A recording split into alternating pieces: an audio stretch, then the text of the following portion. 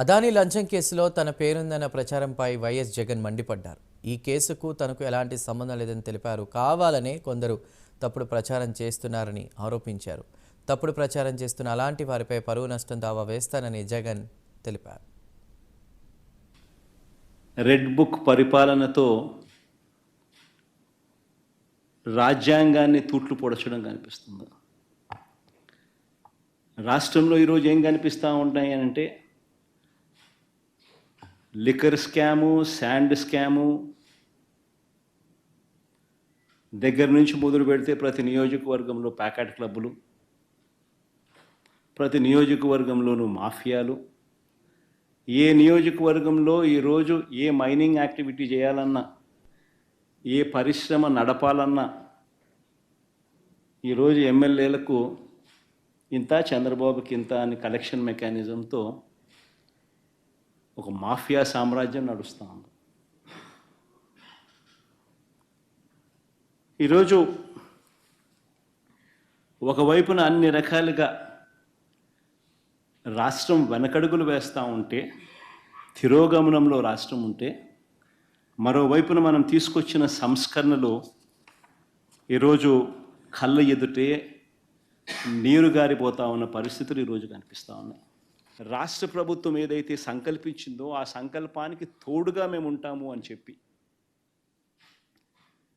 కేంద్ర ప్రభుత్వం రాష్ట్ర ప్రభుత్వానికి లేఖ రాయడం, ఇది ఒక takeaway. This is between central government and state government. రెండో takeaway, ₹2.49, ₹2.49 per unit. This is the cheapest power in the history of Andhra Pradesh.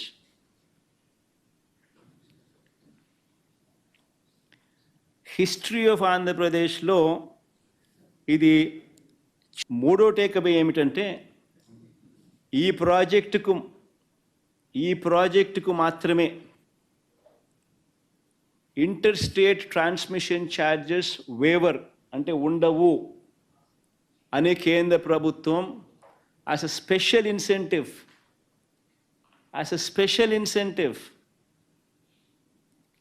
కేంద్ర ప్రభుత్వం రాష్ట్ర ప్రభుత్వానికి స్పెషల్ ఇన్సెంటివ్ ఇస్తూ లేఖలో మెన్షన్ చేయడం. ఏ స్థాయికి తీసుకొని పోయాడు అని అంటే ఈ డిస్కాముల పరిస్థితి నిజంగా రైతన్నలకు ఉచిత కరెంట్ అన్నది ఒక డ్రీమ్. రైతులకు నిజంగానే పెట్టుబడి అన్నది రైతన్నకు తగ్గించగలిగితే రైతన్న ఆదాయాలు పెరుగుతాయి. అందులో ఉచిత కరెంట్ అన్నది it plays a very important role. దాదాపుగా ప్రతి రైతుకు దాదాపుగా సంవత్సరానికి 40-45 వేల రూపాయలు రైతన్నలకు ఉచిత కరెంట్ రూపైన చేతిలో పెడతాం పెట్టుబడి సహాయంగా.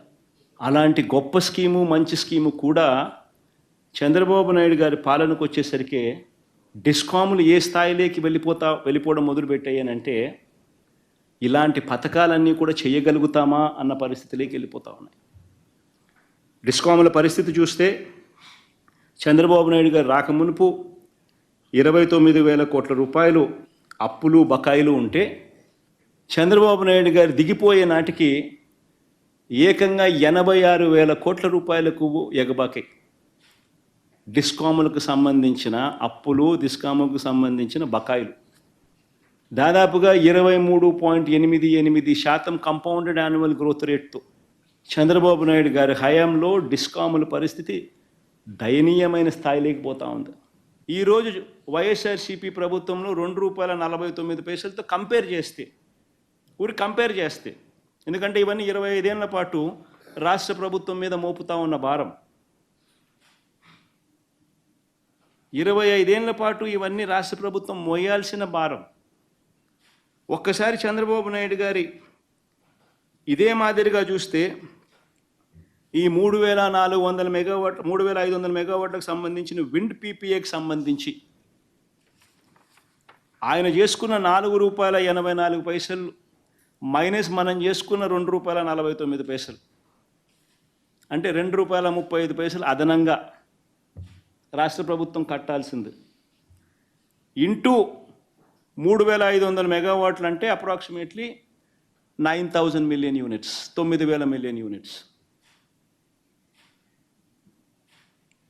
అంటే ₹2.35 ఇంటూ 9,000 మిలియన్ యూనిట్స్ అంటే సంవత్సరానికి 2,000 కోట్లు అదనపు భారం.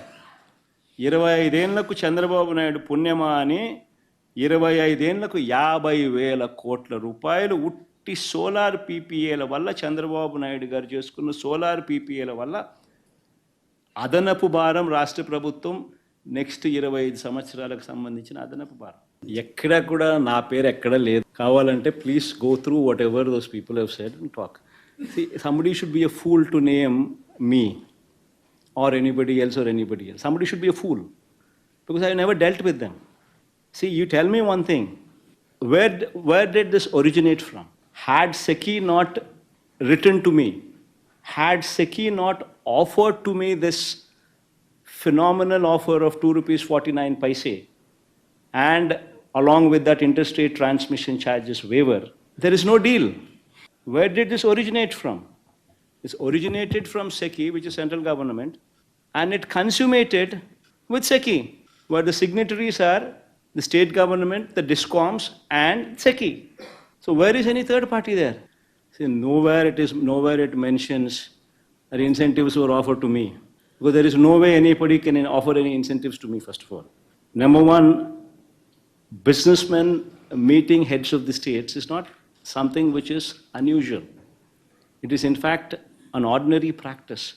So Adani meeting me is not something which is out of the ordinary. He would have met me several times before, several times after also during my 5 years regime. So what has that got to do with any of this? And he's got ongoing projects in the state of Andhra Pradesh. He's got ongoing endeavors also in the state of Andhra Pradesh, within the state of Andhra Pradesh. So whatever discussions take place, they always take place what is within the state of Andhra Pradesh. Why would anybody talk about something which is not in the purview? And as far as this is concerned, there is nothing there. It originated from SECI. How can anybody talk to me about something which is not even there in air, which is not even there? Defamation notices to Eenadu, to Andhra Jyoti, both of them. The vernacular Telugu media, who happens to be the media face of Telugu Desam Party. These people are not, in the guise of being neutral, these people are never neutral. These people are working for Telugu Desam Party, and repeatedly these people have tried to malign my reputation, in spite of me telling several times